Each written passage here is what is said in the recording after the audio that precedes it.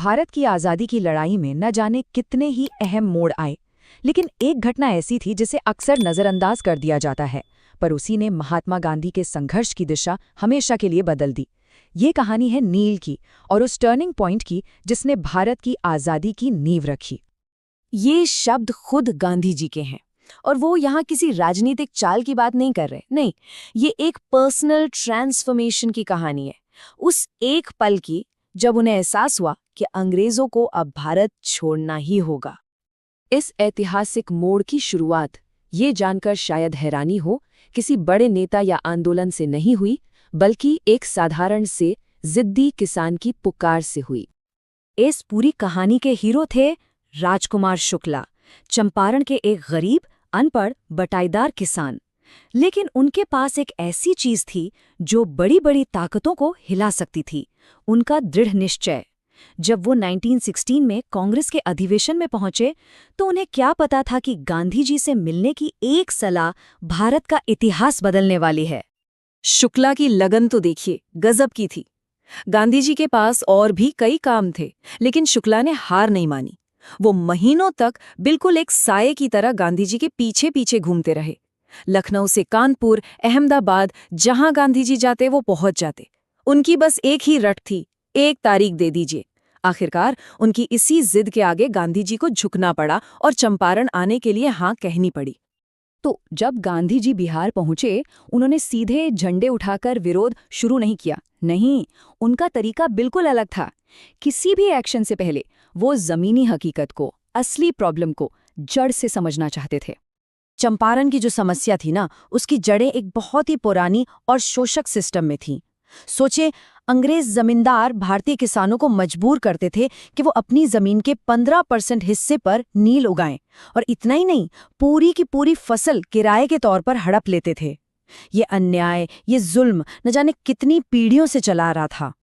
तो गांधी जी ने सबसे पहले फैक्ट्स इकट्ठा करने की कोशिश की, लेकिन ब्रिटिश जमींदारों और अफसरों ने उन्हें बाहरी आदमी बोलकर कोई भी जानकारी देने से साफ मना कर दिया। उल्टा उन्हें डरा धमकाकर वापस भेजने की कोशिश करने लगे। वहां के वकीलों से मिलने के बाद गांधी जी को एक गहरी बात समझ में आई। उन्हें एहसास हुआ कि असली समस्या कानूनी पेच नहीं है, असली लड़ाई तो किसानों के मन में बैठे डर से है, क्योंकि जब तक वो डरे रहेंगे, दुनिया की कोई भी कोर्ट, कोई भी अदालत उनकी मदद नहीं कर सकती। और बस यहीं से कहानी एक बिल्कुल नया मोड़ लेती है। गांधी जी की ये जांच पड़ताल उन्हें सीधे ब्रिटिश सत्ता से टकराव की तरफ ले जाती है। हुआ ये कि जब गांधी जी एक किसान के साथ हुए बर्ताव की जांच करने जा रहे थे, तो पुलिस ने उन्हें रास्ते में ही रोक लिया और उन्हें एक सरकारी नोटिस थमा दिया गया, जिसमें साफ साफ लिखा था, तुरंत चंपारण छोड़ दो। ये एक सीधी चुनौती थी, आमने सामने की। गांधी जी ने जो किया वो भारत के इतिहास में एक ऐतिहासिक पल बन गया। उन्होंने नोटिस की रसीद पर साइन किए और उसी पर लिख दिया कि वो इस आदेश को नहीं मानेंगे। ये भारत में सविनय अवज्ञा की, सिविल डिसोबीडियंस की शुरुआत थी। अगली सुबह जो हुआ उसकी किसी ने कल्पना तक नहीं की थी।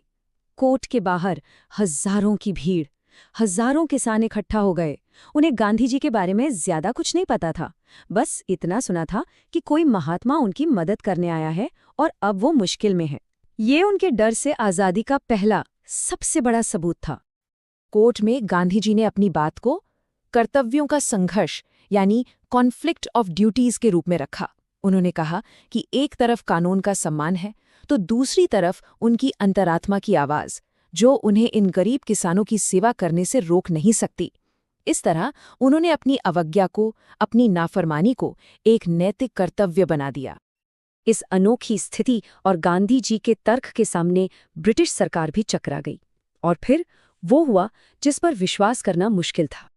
सरकार ने भीड़ और गांधी जी के इस अडिग रुख से घबराकर बिना किसी शर्त के गांधी जी के खिलाफ केस ही वापस ले लिया। ये एक ऐतिहासिक पल था। मॉडर्न इंडिया में पहली बार सविनय अवज्ञा की ताकत ने अंग्रेजी हुकूमत को झुकने पर मजबूर कर दिया था। इसके बाद किसानों की शिकायतों की जांच के लिए एक कमीशन बनाया गया। जमींदारों के खिलाफ इतने सबूत इकट्ठा हो गए कि उन्हें पैसे लौटाने के लिए राजी होना पड़ा। अच्छा, यहाँ एक इंटरेस्टिंग बात हुई। गांधी जी ने 50% रिफंड मांगा, लेकिन जमींदारों ने सिर्फ 25% ऑफर किया। और हैरानी की बात यह है कि गांधी जी तुरंत मान गए। अब सवाल उठता है, ऐसा क्यों? देखिए, गांधी जी के लिए पैसों की रकम उतनी इम्पोर्टेंट थी ही नहीं। असली जीत इस बात में थी कि वो जमींदार जो खुद को कानून से ऊपर समझते थे, वो पहली बार झुकने पर मजबूर हुए थे। उन्हें सिर्फ पैसा नहीं, बल्कि अपनी इज्जत, अपनी प्रेस्टीज का एक हिस्सा भी छोड़ना पड़ा। और इसी हार ने किसानों को हिम्मत दी और उन्हें अपने अधिकारों का एहसास कराया। लेकिन चंपारण की कहानी सिर्फ यहीं खत्म नहीं होती। गांधी जी के लिए ये सिर्फ एक पॉलिटिकल या इकोनॉमिक जीत नहीं थी, बल्कि ये आत्मनिर्भरता का यानी सेल्फ रिलायंस का एक बहुत गहरा पाठ सिखाने का मौका था। वो चंपारण के गांव में जो सामाजिक और सांस्कृतिक पिछड़ापन था, उसे दूर करना चाहते थे। इसीलिए उन्होंने स्कूल खुलवाए, हेल्थ फैसिलिटीज का इंतजाम किया और कस्तूरबा गांधी ने लोगों को साफ सफाई के बारे में सिखाया। उनका मकसद लोगों को इतना सक्षम बनाना था कि वो अपनी समस्याएं खुद सुलझा सकें। इसका सबसे बड़ा सबक तब देखने को मिला जब उनके एक अंग्रेज दोस्त चार्ल्स फ्रीरर एंड्रूज उनकी मदद के लिए रुकना चाहते थे। वकीलों को लगा कि ये तो बहुत अच्छी बात है, एक अंग्रेज हमारी तरफ से होगा। लेकिन गांधी जी ने इसका सख्त विरोध किया। उन्होंने साफ कहा कि ये लड़ाई न्याय की है और इसे जीतने के लिए अपनी ताकत पर भरोसा करना होगा, किसी बाहरी सहारे पर नहीं। ये सेल्फ रिलायंस का सीधा सबक था। कई सालों बाद गांधी जी ने चंपारण की घटना का सार, उसकी आत्मा को बहुत ही आसान शब्दों में समझाया। उन्होंने कहा, मैंने बस इतना ऐलान किया कि अंग्रेज मुझे मेरे ही देश में ऑर्डर नहीं दे सकते। सुनने में ये एक साधारण सा वाक्य लगता है, लेकिन इन्हीं शब्दों में एक पूरे देश की आज़ादी की आवाज़ छिपी थी। तो आखिर में चंपारण की ये घटना सिर्फ नील की खेती के बारे में नहीं थी। ये एक सबक था कि कैसे आत्मनिर्भरता, भारत की आज़ादी और गरीब किसानों की मदद, ये सब चीज़ें एक ही धागे से बंधी हुई हैं। एक छोटे से गांव में एक किसान की जिद ने पूरे देश को आत्मनिर्भरता और आज़ादी की राह दिखा दी।